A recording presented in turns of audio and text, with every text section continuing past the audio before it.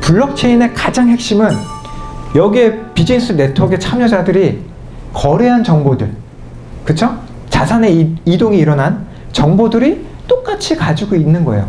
똑같이 가지는 형태가 블록의 체인으로 가는 이런 데이터 원장 구조를 가지고 있고, 또 하나는 중개자가 만들어왔었던 비즈니스의 신뢰, 그 신뢰는 시스템적인 알고리즘의 합의라는 알고리즘들을 통해서 다양하게 구현이 될 수 있다는 게 블록체인의 사상입니다. 그러면 이런 블록체인은 기업들 입장에서 보면 어떠한 기술들이 정말 필요로 할까라고 하면 4가지 기술이 필요로 합니다. 첫 번째는 아까 보셨던 분산 원장 기술. 분산 원장 기술이다라고 하면 블록의 체인으로 가는 구조예요. 블록의 체인으로 가다 보니까 뭘까요? 위변조하기 힘들죠. 그쵸? 그리고 두 번째는 이 비즈니스 네트워크는 누구나 다 참여하는 걸 원하지 않아요. 왜? 기업들이 하는 비즈니스 네트워크는 이미 알려진 참여자들이 비즈니스를 합니다. 그래서 그 네트워크에 참여하기 위해서는 인증 과정을 거치고 그 참여자마다의 액세스 권한을 컨트롤을 해야 됩니다. 그게 이제 프라이버시 앤 시큐리티 영역들이 필요하다라고 보시면 될 것 같아요. 세 번째는 아무래도 이 비즈니스 네트워크는 다양하겠죠. 어떤 비즈니스 네트워크는 돼지고기를 추적을 하는 거예요. 농장 주인부터 가공처리 업체 넘어오고, 가공처리 업체에서 월마트로 판매점으로 넘어가는 걸 투명하게 추적을 해야 돼요. 또 어떤 비즈니스 네트워크는 컨테이너가 이동되는, 물류의 컨테이너가 이동되는 영역들을 실시간으로 추적을 해야 됩니다. 서로가 그 비즈니스 네트워크마다의 모델이 서로 다 틀릴 수밖에 없습니다. 그렇죠? 그러면 자산의 유형도 틀리고 거래의 유형도 틀릴 수밖에 없겠죠. 그렇죠? 그러다 보니까 그런 것들을 구현하는 비즈니스 로직은 다 틀리겠죠. 그래서 그러한 영역이 이제 스마트 컨트랙이다라고 해서 이런 영역들이 개발자들이 그 비즈니스 네트워크에 요구하는 영역들을 개발하는 영역이다라고 보시면 될 것 같아요. 그래서 쉽게 그냥 비즈니스 로직. 그리고 나머지 하나는 뭘까요? 어쨌거나 중개자가 없어집니다. 근데 그 비즈니스 네트워크의 신뢰를 만들어 나가야 돼요. 그 참여자들이 거래한 정보들이 일관성 있게 똑같은 원장으로 유지가 되도록 만들어야 됩니다. 그게 합의라는 알고리즘을 통해서 만들어지는 역할들을 한다라고 보시면 될 것 같아요. 이런 것들이 모여서 실제적으로 기업들이 필요한 블록체인 기술이 구현이 된다라고 이해를 하시면 됩니다. 그럼 이런 블록체인 네트워크의 특징들은 뭘까라고 본다면, 우선은 블록체인 네트워크는 어쨌거나 비즈니스 네트워크가 가장 중요해요. 그 비즈니스 네트워크는 참여자들이 서로 동의해서 이제 참여하는 거겠죠. 그렇죠? 그럼 그 비즈니스 네트워크를 통해서 뭘 할 수 있을까요? 첫 번째는 프로브넌스라고 하는 자산 추적입니다. 자산 추적. 제가 아까 앞장에서 이제 자동차와 관련된 서프라이 체인을 얘기를 할 때, 제조사가 만든 자동차가 딜러로 넘어가고, 딜러에서 리스회사, 리스회사에서 사용자, 그리고 다 쓰고 나면 폐차자. 그럼 라이프 사이클에 자산이 이렇게 이동이 되잖아요. 그렇죠? 그런 것들을 투명하게 추적을 할 수 있는 영역들이 필요하다라는 거예요. 그게 블록체인이 투명하게 지원한다라고 이해를 하시면 될 것 같아요. 그게 어떤 자산이든 상관이 없습니다. 돼지고기도 마찬가지예요. 농장 주인부터 가공처리 업체, 가공처리 업체부터 판매점, 월마트까지 올 때까지. 또는 비트코인을 얘기를 해볼게요. 비트코인은 뭘까요? 거래가. 자산이 이제 암호화폐잖아요. 거래는 내가 가지고 있었던 소유권에 비트코인이 이체를 하는 순간 다른 사람한테 소유권이 넘어가는 거죠. 그쵸? 그런 것들을 투명하게 찾아 나가는 거잖아요. 그게 이제 우리는 거래 내역주의 이렇게 부르기도 하잖아요. 그쵸?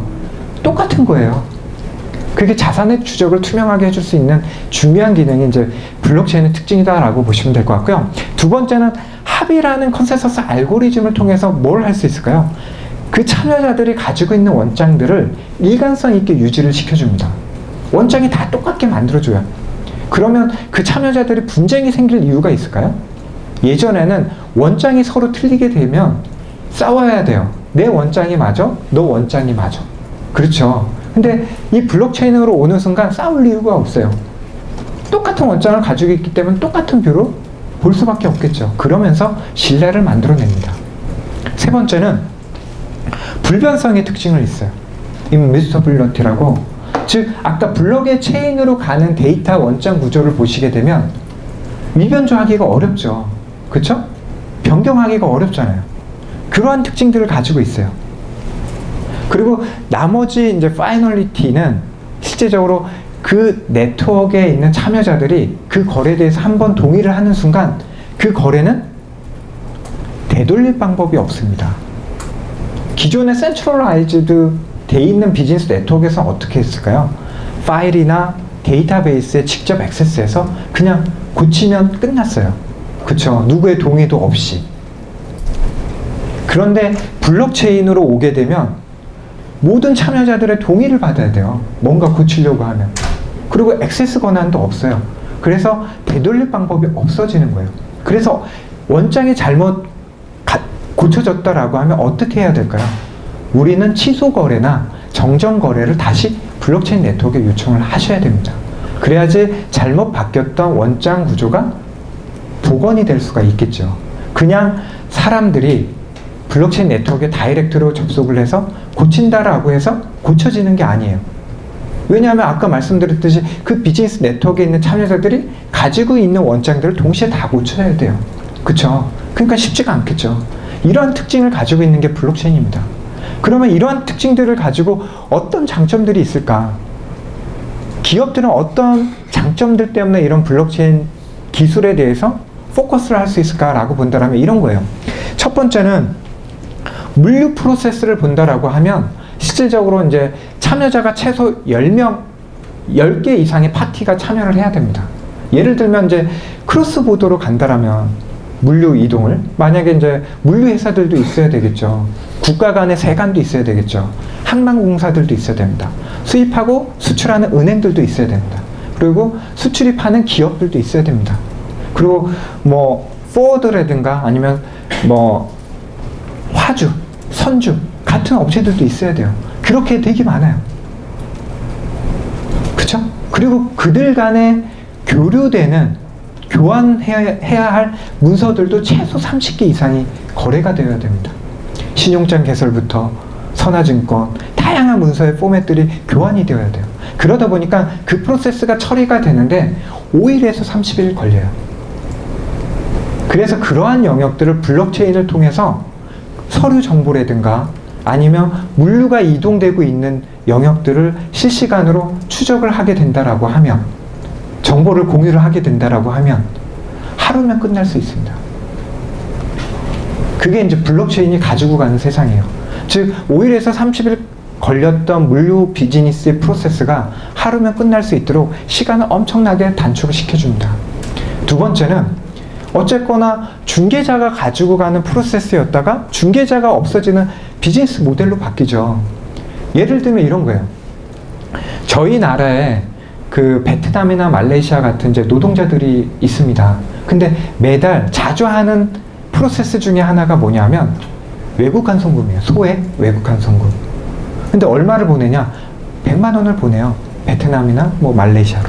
근데 수수료를 얼마 내는지 아십니까? 5만 원을 내요. 엄청 비싸죠. 왜? 이런 신흥국가는 외국한 송금과 관련된 인프라가 잘 안 만들어져 있기 때문에 중개은행들이 가지고 가는 수수료가 높습니다.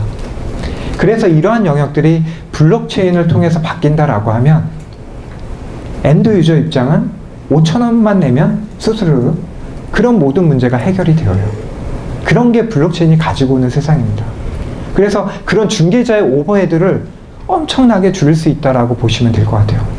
세 번째는 어쨌거나 블록의 체인으로 가는 그런 데이터 원장 구조들 때문에 위변조하기가 힘들잖아요. 그쵸? 그러다 보니까 사이버의 해킹이나 그런 보안과 관련된 리스크에 대해서 완화시킬 수 있는 측면들이 매우 좋아지겠죠. 기존엔 센트럴라이즈드 된 데이터 중앙 집중 데이터 시스템 같은 경우 어떻게 합니까? 그 데이터 시스템에 접근을 못하기 위해서 중간에 방화벽 다양한 시스템들을 엄청나게 투자를 해야 됩니다. 그쵸? 그럴 필요가 이제 없어지는 영역들이 이제 많아지고 있다라는 거예요. 그러면서 결국은 이런 비즈니스 네트워크, 블록체인 기반의 비즈니스 네트워크들이 신뢰가 쌓이면서 이런 비즈니스 네트워크들이 우후죽순 생길 거예요. 이렇게 가는 세상이 블록체인이 가지고 가는 산업 생태계의 혁명이다라고 보시면 될 것 같아요.